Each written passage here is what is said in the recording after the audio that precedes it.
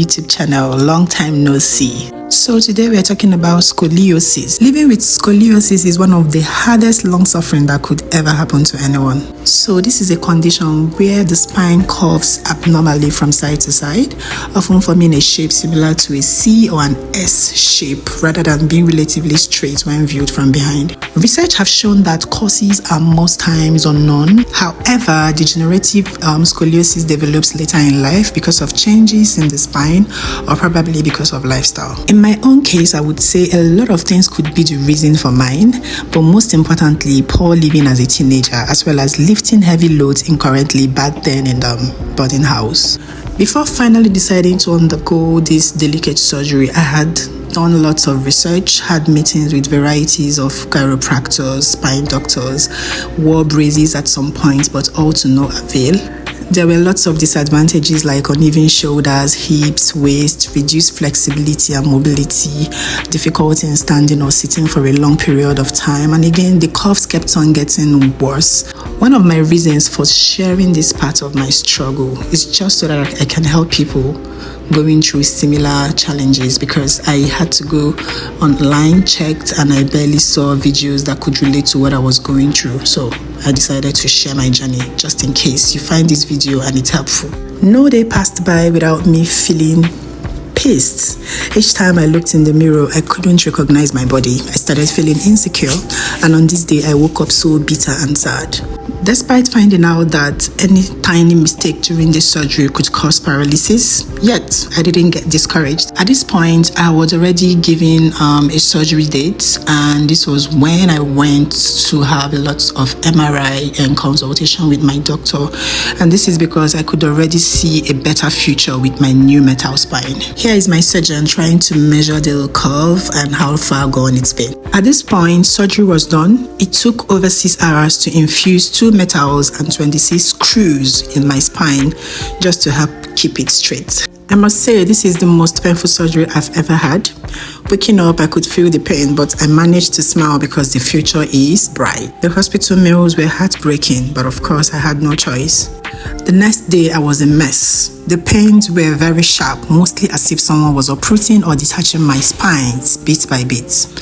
Painkillers were my best friend because I almost cried. In fact, I cried. But then 2 days later was fair. I took my first long walk and could shower by myself, but with also the help of the nurse who assisted me do 1 or 2 things. And at this point, I could also stand and take videos of my back. It was just fair on this day. I did some little shenanigans and back to the food. Horrible food. I mostly ate the bread and butter and drank lots of water. What kept me going was the end result, the fact that my new way of life was going to be less painful and more flexible.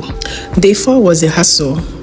It was as if the pain came back in quantum. I could barely stand, but I managed just to position my camera and also take my medication. One thing that gets people scared about surgeries like this is the healing phase. Thank God for my friends, stone sisters. One of them even took leave from work just to be there for me in this critical time. The other one even came bearing flowers, and of course it made my day. You could see how elated and grateful I was here. And gradually we approached day 10 because I stayed at the hospital for 10 days and it was time to go. On this day I was feeling like I was totally healed. I dressed up and waiting for my uncle to come pick me up to take me back home. On getting home, I made a very terrible mistake. I forgot to go to the pharmacy to pick my medication, and that night was very horrible. I was in tremendous pain. I couldn't endure it. Thank God my friend came to my rescue. Luckily, he had painkillers at home. One of the key factors for effective healing is taking lots of work, which I did. Oh God, I'm not supposed to video myself crying. but the pain is just too much. I don't even know. I don't know how I'm coping, but I just know that God is helping me. If anyone tells me that I will pick a camera and record myself while crying, I would tell the person that he or she is a joker. But look at me. One of the reasons of recording this part is just to serve as a reminder for what God did and has been doing for me throughout this stage. When I tell you that I slept in pains every night and day, I mean it, believe me. I could barely walk, bend, even use the loo. I could barely scrub my legs. Also, this is to encourage anyone going through difficult times or something similar. Just focus on the goal and hopefully leave the rest for God. Because of course, it's only God that would give someone this strength to endure pain as much as this. Because I must tell you, I cried. A lot of times I cried, like I really cried, because there were times when my friends were not there and I knew what I had to endure. Kachama, oh, Kachama, when I look around, all I see is your love. Kachama.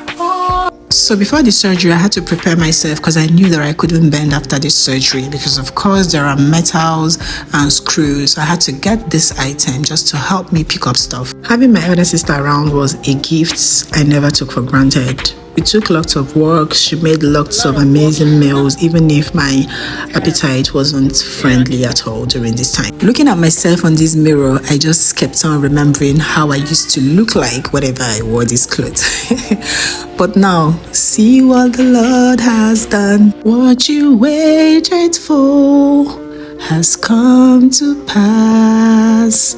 See what the Lord has done. Thank you guys. Do not forget to like, subscribe and share. Bye.